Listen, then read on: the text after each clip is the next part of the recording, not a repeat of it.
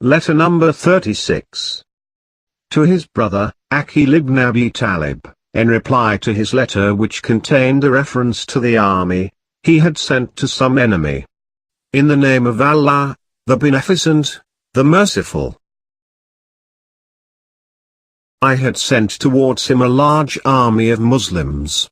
When he came to know of it, he fled away and retreated repenting. They met him on the way when the sun was about to set. They grappled for a while like nothing. It was about an hour and then he rescued himself half dead, as he had almost been taken by the neck and only the last breath had remained in him. In this way, he escaped in a panic. Leave the Quraysh in their rushing into misguidance, their galloping in disunity and their leaping over destruction.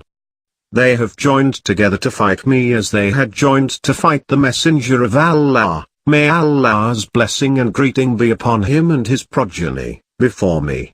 I wish the Quraysh will get the reward of their treatment of me. For they disregarded my kinship, and deprived me of the power due to me from the son of my mother, that is the Holy Prophet. As for your inquiry about my opinion on fighting, I am in favor of fighting those who regard fighting as lawful until I die.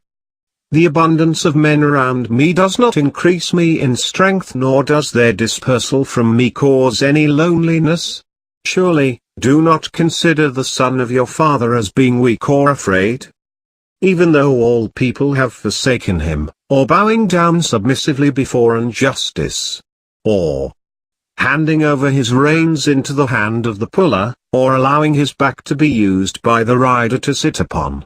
But he is as the man of Banu Salim has said. If you inquire how I am, then listen that I am enduring and strong against the vicissitudes of time. I do not allow myself to be grieved lest the foe feels joyful and the friend feels sorry.